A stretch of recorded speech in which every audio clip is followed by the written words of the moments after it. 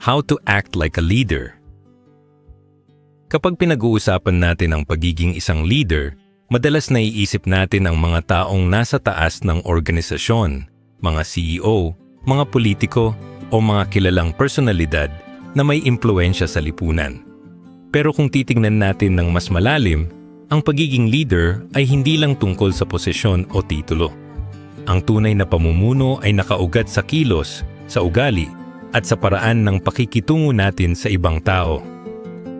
Ang tanong na paano ba kumilos bilang isang leader ay hindi lang para sa mga may mataas na ranggo, kundi para sa bawat isa sa atin na gustong magbigay ng direksyon, inspirasyon, at pagbabago sa ating paligid. Kung handa ka na, simulan na natin. Ang unang hakbang sa pagiging leader ay ang pagkilala sa sarili. Hindi natin magagabayan ng iba kung hindi natin nauunawaan ang ating sariling lakas at kahinaan. Ang isang leader ay hindi perpekto, pero siya ay may kakayahang tanggapin ang kanyang limitasyon at sabay na gamitin ang kanyang mga talento para sa ikabubuti ng grupo. Kapag alam natin kung saan tayo magaling, mas madali nating maipapakita ang kumpiyansa. Kapag alam din natin kung saan tayo mahina, mas madali tayong humingi ng tulong at magbigay ng pagkakataon sa iba na magningning. Ang ganitong uri ng self-awareness ay pundasyon ng tunay na pamumuno. Ngunit hindi natatapos sa sarili ang pagiging leader. Ang susunod na mahalagang aspeto ay ang kakayahang makinig. Maraming tao ang nag-aakala na ang leader ay palaging nagsasalita, nagbibigay ng utos at nagdidikta ng direksyon. Totoo, bahagi iyon ng pamumuno, pero mas mahalaga ang pakikinig. Kapag nakikinig tayo, ipinapakita natin na mahalaga ang boses ng bawat isa. Kapag nakikinig tayo, natututo tayo mula sa karanasan ng iba. Kapag nakikinig tayo, nagkakaroon tayo ng mas malalim na pag-unawa sa pangangailangan ng grupo. Ang leader na hindi marunong makinig ay nagiging bulag sa tunay na situation at sa huli, nawawala ang tiwala ng kanyang mga kasama. Bukod sa pakikinig, mahalaga rin ang malinaw na communication. Ang isang leader ay hindi lang basta nagsasalita, kundi nagsasalita ng may layunin at direksyon. Ang bawat salita ay may bigat, at ang bawat mensahe ay dapat magbigay ng inspirasyon at kaliwanagan. Hindi sapat na sabihin lang kung ano ang dapat gawin. Kailangan ipaliwanag kung bakit ito mahalaga, paano ito makakabuti, at ano ang magiging epekto nito sa lahat. Kapag malinaw ang communication, mas madaling sumunod ang mga tao, mas madaling magkaisa, at mas madaling maabot ang layunin. Ngayon, pag-usapan natin ang isa pang mahalagang aspeto ng pamumuno, ang halimbawa. Ang tunay na leader ay hindi lang nagsasabi ng dapat gawin, kundi siya mismo ang gumagawa nito. Kung gusto mong maging leader, kailangan mong ipakita sa gawa ang iyong sinasabi. Kung gusto mong maging disiplinado ang iyong grupo, kailangan ikaw mismo ay disiplinado. Kung gusto mong maging tapat ang iyong mga kasama, kailangan ikaw mismo ay tapat. Ang pamumuno ay hindi tungkol sa panlabas na imahe, kundi sa panloob na integridad. Kapag nakikita ng mga tao na ang leader ay tumutupad sa kanyang salita, mas nagiging matibay ang tiwala at respeto. Isa pang mahalagang katangian ng leader ay ang kakayahang magbigay ng direksyon. Ang leader ay parang ilaw sa gitna ng dilim. Siya ang nagbibigay ng gabay kung saan dapat pumunta. Siya ang nagbubukas ng daan para sa lahat. Ngunit ang pagbibigay ng direksyon ay hindi nangangahulugang alam ng leader ang lahat ng sagot. Minsan, ang direksyon ay simpleng pananaw, isang pangarap, o isang layunin na pinagsisikapan ng lahat. Ang leader ay hindi kailangang magbigay ng detalyadong plano sa bawat hakbang, pero kailangan niyang magbigay ng malinaw na dahilan kung bakit sila naglalakbay. Ang direksyon ay nagbibigay ng kahulugan sa bawat pagod, sa bawat sakripisyo, at sa bawat hakbang na ginagawa ng grupo. Kasabay ng pagbibigay ng direksyon ay ang kakayahang magbigay ng inspiration. Ang inspiration ay hindi nakukuha sa malalaking salita o magagarang presentation. Ang inspiration ay nakukuha sa tunay na malasakit. Kapag nararamdaman ng mga tao na ang leader ay may malasakit sa kanila, mas nagiging handa silang magsakripisyo. Kapag nakikita nila na ang leader ay handang makibahagi sa hirap, mas nagiging matatag ang kanilang loob. Ang inspiration ay parang apoy na nagbibigay ng init sa malamig na gabi. Kapag may inspirasyon, kahit gaano kahirap ang daan, nagiging posible ang tagumpay. Ngunit hindi lahat ng oras ay madali. Ang leader ay kailangang harapin ang mga pagsubok, problema at pagkakamali. Dito pumapasok ang isa pang mahalagang aspeto ng pamumuno, ang katatagan. Ang leader ay hindi sumusuko sa unang hamon. Ang leader ay hindi natitinag sa unang pagkakamali. Ang leader ay may kakayahang bumangon, magpatuloy, at magbigay ng lakas sa kanyang mga kasama. Ang katatagan ay hindi nangangahulugang walang takot o walang pangamba. Ang katatagan ay ang kakayahang kumilos kahit may takot, ang kakayahang magpatuloy kahit may pangamba. Kapag nakikita ng mga tao na ang leader ay matatag, mas nagiging matatag din sila. Sa kabilang banda, ang leader ay hindi dapat maging matigas. Ang pamumuno ay nangangailangan din ng kababaang loob. Ang kababaang loob ay ang kakayahang tanggapin na hindi natin alam ang lahat, na kailangan natin ng tulong ng iba, at na ang tagumpay ay hindi lang dahil sa atin kundi dahil sa lahat. Ang kababaang loob ay hindi kahinaan, kundi lakas. Kapag ang leader ay marunong magpakumbaba, mas nagiging bukas siya sa bagong ideya, mas nagiging handa siyang matuto, at mas nagiging malapit siya sa kanyang mga kasama. Kung iisipin natin, ang pamumuno ay parang paglalakbay. May mga oras na madali, may mga oras na mahirap, may mga oras na malinaw ang daan, may mga oras na malabo. Ngunit sa bawat hakbang, ang leader ay kailangang magbigay ng lakas, direksyon, at inspirasyon. Ang pamumuno ay hindi tungkol sa pagiging perpekto, kundi tungkol sa pagiging totoo. Ang pamumuno ay hindi tungkol sa pagiging pinakamagaling, kundi tungkol sa pagiging handang magbigay ng sarili para sa ikabubuti ng lahat. At dito natin makikita ang tunay na diwa ng pamumuno. Ang leader ay hindi lang tao na nasa harap, kundi tao na nasa gitna, kasama ng lahat, nakikibahagi sa hirap at saya. Ang leader ay hindi lang nagbibigay ng utos, kundi nagbibigay ng halimbawa.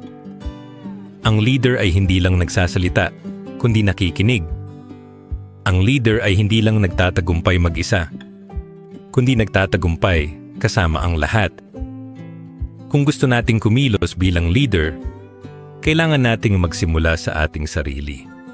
Kailangan nating tanungin, ano ba ang layunin ko? Ano ba ang kaya kong ibigay? Ano ba ang halaga ng aking ginagawa para sa iba? Kapag malinaw ang sagot sa mga tanong na ito, mas madali nating maipapakita ang pamumuno sa ating kilos. Sa bawat araw may pagkakataon tayong maging leader. Kapag tinulungan natin ang isang kaibigan, leader tayo. Kapag nagbigay tayo ng inspirasyon sa ating pamilya, leader tayo. Kapag nagpakita tayo ng malasakit sa ating komunidad, leader tayo at leader tayo. Ang pamumuno ay hindi nakatali sa posisyon, kundi sa aksyon. At sa huli, ang pamumuno ay tungkol sa pagbabago. Ang leader ay nagdadala ng pagbabago, hindi lang sa kanyang sarili, kundi sa kanyang paligid. Ang pagbabago ay hindi palaging malaki, minsan maliit lang, pero may malaking epekto. Kapag nagbigay tayo ng ngiti sa isang tao, nagbago ang kanyang araw. Kapag nagbigay tayo ng tulong sa nangangailangan, nagbago ang kanyang buhay. Kapag nagbigay tayo ng inspirasyon sa iba, nagbago ang kanyang pananaw. Ang bawat maliit na pagbabago ay bahagi ng mas malaking pagbabago at ang leader ay laging nasa gitna nito. Kung tutuusin, ang pamumuno ay hindi lang tungkol sa kung paano tayo nakikita ng iba, kundi kung paano natin nakikita ang ating sarili sa gitna ng lahat ng responsibilidad. Ang leader ay may kakayahang magbigay ng direksyon, ngunit higit pa roon, siya ay may kakayahang magbigay ng pag-asa. Kapag ang isang grupo ay dumadaan sa matinding pagsubok, ang leader ang nagsisilbing paalala na may dahilan kung bakit sila nagsusumikap. Ang leader ang nagsisilbing tulay sa pagitan ng kasalukuyan at ng hinaharap. Isipin natin ang isang barko na naglalayag sa gitna ng dagat. Ang kapitan ng barko ay hindi palaging nakikita ng mga tripulante, pero ang kanyang presensya ay nararamdaman sa bawat desisyon, sa bawat direksyon, at sa bawat kilos ng barko. Ang leader ay parang kapitan na iyon. Hindi niya kailangang palaging nasa spotlight, pero ang kanyang impluwensya ay nakikita sa resulta ng bawat hakbang ng grupo. Ang pamumuno ay hindi palaging nakikita, pero palaging nararamdaman. Ngunit paano nga ba natin maisasabuhay ang pamumuno sa pang-araw-araw na buhay? Una, sa pamamagitan ng pagkakaroon ng malinaw na layunin. Ang layunin ay parang mapa na nagbibigay ng direksyon sa ating mga kilos. Kapag malinaw ang layunin, mas madaling magdesisyon, mas madaling magplano, at mas madaling magbigay ng inspirasyon sa iba. Ang leader ay hindi lang basta gumagalaw, kundi gumagalaw ng may dahilan. Ikalawa, sa pamamagitan ng pagkakaroon ng malasakit.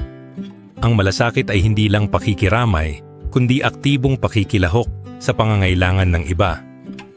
Kapag may malasakit tayo, mas nagiging handa tayong magbigay ng oras, lakas, at atensyon para sa ikabubuti ng lahat. Ang malasakit ay nagpapakita na ang pamumuno ay hindi makasarili, kundi nakatuon sa kapakanan ng grupo. Ikatlo, sa pamamagitan ng pagkakaroon ng disiplina.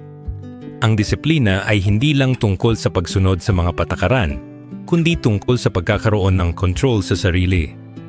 Ang leader ay hindi nagpapadala sa emotion, hindi nagpapadala sa tukso, at hindi nagpapadala sa takot. Ang leader ay may kakayahang magdesisyon ng mahinahon kahit sa gitna ng kaguluhan. Ang disiplina ay nagbibigay ng lakas para magpatuloy kahit mahirap. Ikaapat, sa pamamagitan ng pagkakaroon ng pananampalataya. Ang pananampalataya ay hindi lang tungkol sa relihiyon, kundi tungkol sa paniniwala na may mas malaking dahilan sa likod ng ating mga ginagawa. Kapag may pananampalataya tayo, mas nagiging matatag tayo sa harap ng pagsubok. Kapag may pananampalataya tayo, mas nagiging handa tayong magsakripisyo para sa mas malaking layunin.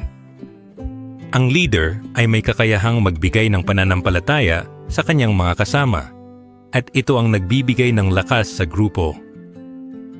Ngunit higit sa lahat, ang pamumuno ay tungkol sa pagkakaroon ng tapang. Ang tapang ay hindi kawalan ng takot, kundi ang kakayahang kumilos kahit may takot. Ang tapang ay hindi pagiging matigas, kundi pagiging handang harapin ang hamon kahit mahirap. Ang tapang ay hindi pagiging walang pakialam, kundi pagiging handang magbigay ng sarili para sa ikabubuti ng lahat. Ang leader ay may tapang na magdesisyon, may tapang na magsakripisyo, at may tapang na magpatuloy. Kung titingnan natin ang kasaysayan, makikita natin na ang mga dakilang leader ay hindi palaging nasa pinakamadaling sitwasyon. Madalas, sila ay nasa gitna ng kaguluhan, nasa gitna ng pagsubok, at nasa gitna ng pangamba. Ngunit sa kabila ng lahat, sila ay nagpatuloy. Ang kanilang pamumuno ay hindi nakabatay sa kanilang posisyon, kundi sa kanilang kakayahang magbigay ng direksyon, inspirasyon, at pag-asa. At dito natin makikita ang tunay na halaga ng pamumuno. Ang leader ay hindi lang tao na nagbibigay ng utos, kundi tao na nagbibigay ng dahilan. Ang leader ay hindi lang tao na nasa harap, kundi tao na nasa gitna, kasama ng lahat. Ang leader ay hindi lang tao na nagtatagumpay, kundi tao na nagtatagumpay kasama ang lahat. Kung gusto nating kumilos bilang leader, kailangan nating magsimula sa maliliit na bagay. Hindi natin kailangang maghintay ng malaking pagkakataon para ipakita ang pamumuno. Sa bawat araw, may pagkakataon tayong maging leader. Kapag nagbigay tayo ng tulong sa nangangailangan, leader tayo. Kapag nagbigay tayo ng inspirasyon sa ating pamilya, leader tayo. Kapag nagpakita tayo ng malasakit sa ating komunidad, leader tayo. Ang pamumuno ay hindi nakatali sa posisyon, kundi sa action. At sa huli, Ang pamumuno ay tungkol sa pagbabago. Ang leader ay nagdadala ng pagbabago, hindi lang sa kanyang sarili, kundi sa kanyang paligid. Ang pagbabago ay hindi palaging malaki, minsan maliit lang, pero may malaking epekto. Kapag nagbigay tayo ng ngiti sa isang tao, nagbago ang kanyang araw. Kapag nagbigay tayo ng tulong sa nangangailangan, nagbago ang kanyang buhay. Kapag nagbigay tayo ng inspirasyon sa iba, nagbago ang kanyang pananaw. Ang bawat maliit na pagbabago ay bahagi ng mas malaking pagbabago at ang leader ay laging nasa gitna nito. Sa bawat hakbang, sa bawat desisyon, at sa bawat aksyon, may pagkakataon tayong ipakita ang pamumuno. Hindi natin kailangang maging perpekto, hindi natin kailangang maging pinakamagaling, hindi natin kailangang maging pinakamatalino. Ang kailangan lang natin ay maging totoo, maging handa, at maging bukas sa pagbabago. Ang pamumuno ay hindi tungkol sa kung sino tayo, kundi tungkol sa kung paano nating ginagamit ang ating sarili para sa ikabubuti ng lahat. At kapag natutunan natin ang ganitong uri ng pamumuno, makikita natin na ang pagiging leader ay hindi lang responsibilidad, kundi pribilehiyo. Ang leader ay may pribilehiyong magbigay ng direksyon, magbigay ng inspiration, at magbigay ng pag-asa. Ang leader ay may pribilehiyong maging bahagi ng pagbabago at ito ang tunay na diwa ng pamumuno. Paki-like ang videong ito kung nagustuhan ninyo, mag-comment sa baba kung ano ang natutunan nyo dito, at para sa mga iba pang content like this, mag-subscribe kayo sa ating YouTube channel. Muli ako po si Edward Giles at ito ang Gintong Ugali YouTube channel. Maraming salamat sa panonood at kita-kits sa susunod na video.